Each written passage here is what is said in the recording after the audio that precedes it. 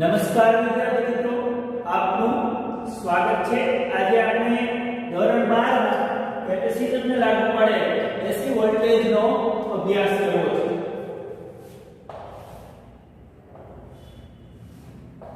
અહીંયા હું લાગુ પડેલ એસી વોલ્ટેજ E તો બધું અહીંયા કેપેસિટર ના બે છેડા વચ્ચેનો વોલ્ટેજ V। હવે E બરાબર લાગુ પડેલ voltage Vm sin omega t છે, જ્યારે કેપેસિટરના બે છેડા વચ્ચેનો વોલ્ટેજ V બરાબર q c લખી શકીએ આપણે। કેપેસિટરના બે છેડા વચ્ચેનો વોલ્ટેજ આ એપ્લાઇડ એસી વોલ્ટેજ અને આ કેપેસિટરના બે છેડા વચ્ચેનો વોલ્ટેજ।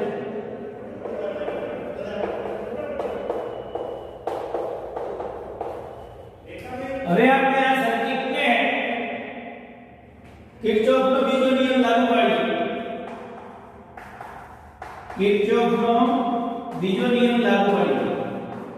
કિર્ચોફના બીજા નિયમ મુજબ નિયમ લાગુ પાડતા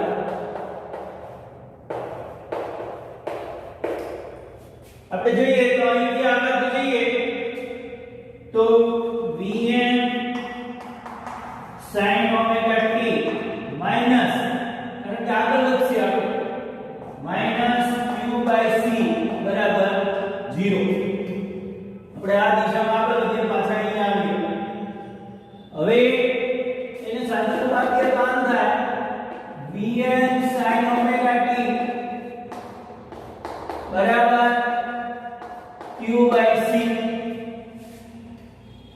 માટે આપણે જોઈએ q c બરાબર Vm sin ઓમેગા t। હવે આપણે કોઈ કામ કરી શકીએ q બરાબર c into Vm sin omega t। q છે, q નું સમય સાપેક્ષે વિકલન લઈએ તો આપણને પ્રવાહ મળે। સમય સાપેક્ષે વિકલન લેતા તો શું થાય dq dt। તો અહીંયા પણ આપણે સમય સાપેક્ષે વિકલન લેવું પડે તો c Vm sin omega t dq dt એટલે પ્રવાહ I મળી જાય। c Vm કેવા છે? અચળ છે। sin ઓમેગા t નું વિકલન cos ઓમેગા t અને ઓમેગા t નું વિકલન ઓમેગા થાય। આવી રીતે આપણે લખીએ। હવે આપણે આમ પણ લખી શકીએ Vm ના છેદમાં 1 omega c cos omega t। હવે આપણે જો અહીંયા sin ઓમેગા t લખ્યું છે વોલ્ટેજમાં, input voltage Vm sin omega t છે, તો આને sin ઓમેગા t ના સ્વરૂપમાં લખવું હોય પ્રવાહને તો આપણે આવી રીતે લખી શકીએ I બરાબર Vm divided by 1 upon omega c cos omega t की जगह sin omega t plus pi by 2 લખી શકીએ, કારણ કે ગણિતનો નિયમ છે કે cos omega t બરાબર sin omega t plus pi by 2 તમે 10મા ધોરણમાં ભણી ગયા છો। હવે 1 upon omega c ની જગ્યાએ તમે કેપેસિટરનો કેપેસિટિવ રિએક્ટન્સ Xc પણ લખી શકો। કેપેસિટરનો કેપેસિટિવ reactance કહેવાય? Capacitive reactance. Capacitive reactance. તો આપણું સમીકરણ આવું બની જાય I બરાબર Vm divided by Xc into sin of omega t plus pi by 2.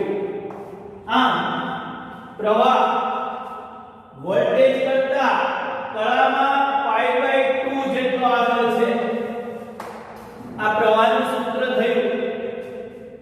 જ્યારે કેપેસિટરને AC વોલ્ટેજ લાગુ પાડીએ ત્યારે આ પ્રવાહનું સૂત્ર તમને મળે છે. તો તમને 2 માર્કનો પ્રશ્ન પૂછે કે કેપેસિટરને લાગુ પાડેલ AC વોલ્ટેજ માટે તમે પ્રવાહનું સૂત્ર મેળવો. તો તમારે આ સૂત્ર મેળવવું પડે છે. 2 માર્કમાં તમને પ્રશ્ન પૂછી શકે છે. આ વોલ્ટેજનું સૂત્ર આ છે Vm sin omega t E બરાબર. તો આ sin omega t અને અહીંયા sin omega t plus pi by 2 એટલે વોલ્ટેજ કરતા પ્રવાહ pi by 2 જેટલો કળામાં આગળ છે. વોલ્ટેજ E અથવા તો V બરાબર Vm sin omega t અને પ્રવાહ I બરાબર Vm divided by 1 upon omega c sin of omega t plus pi by 2. આ વોલ્ટેજ છે, આ પ્રવાહ છે. હવે આ 1 upon omega c ની જગ્યાએ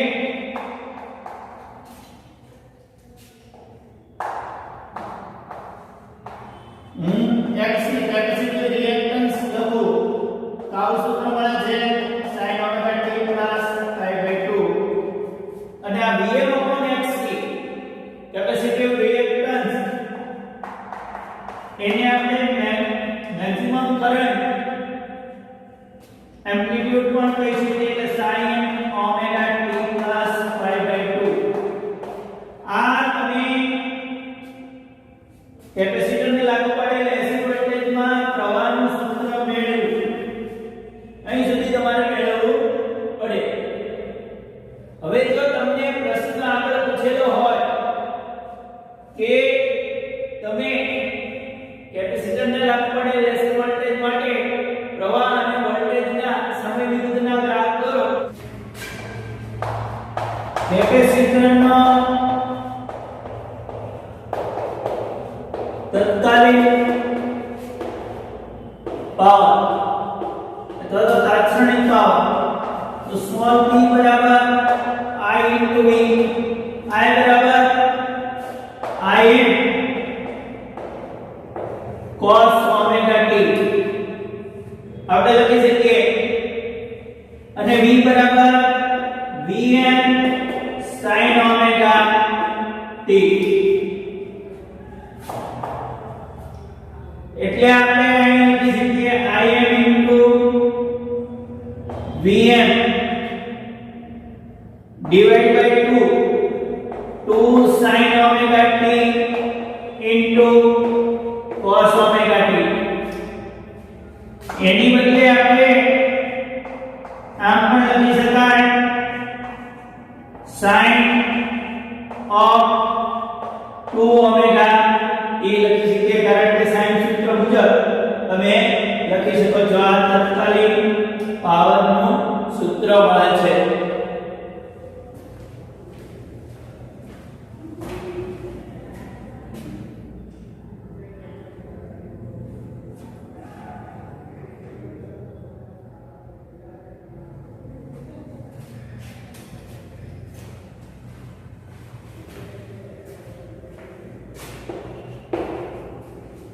હવે આપણે સરેરાશ પાવર લઈએ.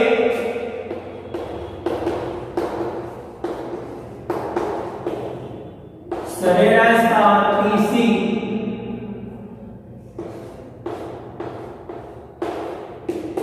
આપણે આને મૂકી દઈએ Im Bm divided by 2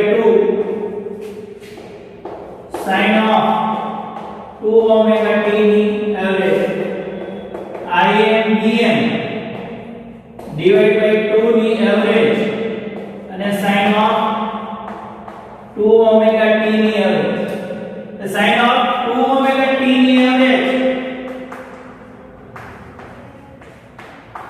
કેટલી મળે છે 0 મળે છે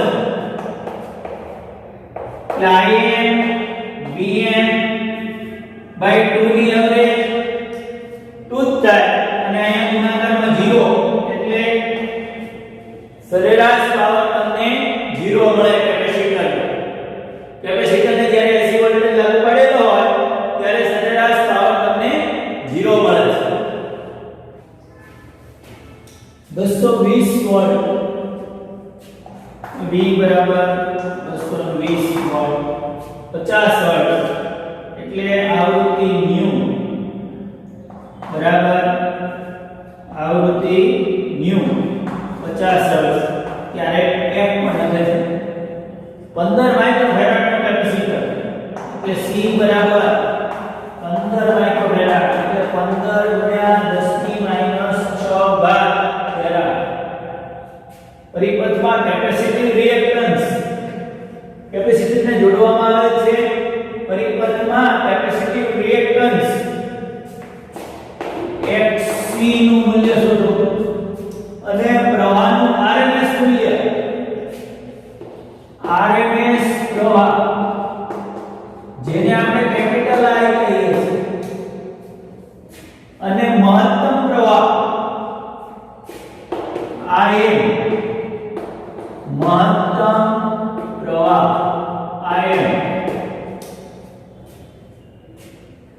નું મૂલ્ય શોધો હવે આવૃત્તિ બમણી કરવામાં આવે તો પ્રવાહમાં શું ફેરફાર થાય આવૃત્તિ કેટલી થાય આવૃત્તિ બમણી કરવામાં આવે તો પ્રવાહમાં કેપેસિટિવ રિએક્ટન્સ અને પ્રવાહ પર C અસર પડશે આપણે જોવું છે તો પહેલા તો આપણે કેપેસિટિવ રિએક્ટન્સ શોધીએ 1C બરાબર 1 ઓમેગા C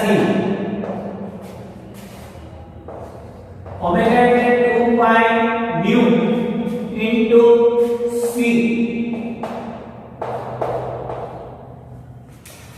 એટલે 1 ડિવાઇડ બાય 2 ગુણ્યા 3.14 50 હર્ટ્ઝ છે ગુણ્યા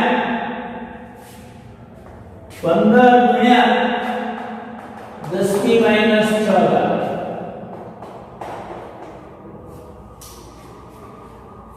હવે આ 1 ભાગ્યા આ બધાનો ગુણાકાર ભાગાકાર કરશો એટલે તમને 212 ઓહ્મ કેપેસિટિવ રિએક્ટન્સ મળશે કેટલો મળશે 212 ઓહ્મ કેપેસિટિવ રિએક્ટન્સ મળે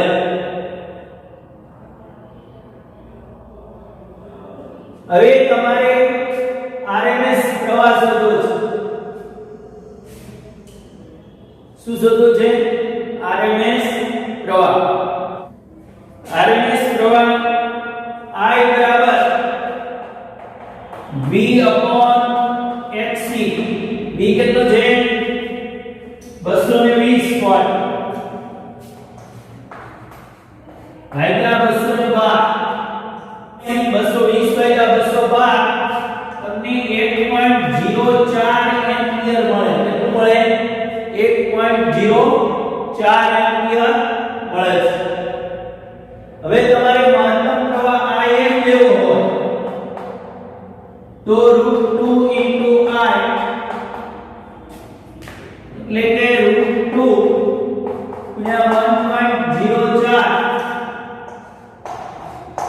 1.47 એમ્પિયર તમને મળે કેટલું મળે 1.47 એમ્પિયર હવે આવૃત્તિને બમણી કરવામાં આવે તો આવૃત્તિ છેદમાં છે